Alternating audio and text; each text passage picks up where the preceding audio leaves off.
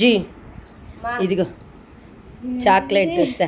మీరు అడుగుతుంటారుగా ఆ యూట్యూబ్లో అన్నీ చూసి టేస్ట్ ఎలా ఉందో చెప్పు.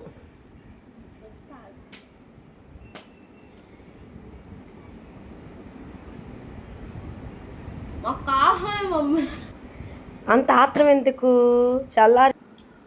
ఎలా ఉంది బుజ్జి? బాగుంది. పైకి చూసినప్పుడు అయితే నాకేం నచ్చలేదు. తిన్న తర్వాత అంటే పైన ఇది చాక్లెట్ స్ప్రెడ్ అయింది కదా వెనక్కి, క్రీమ్ అయినప్పుడు కొంచెం ఎక్కువ వేసా.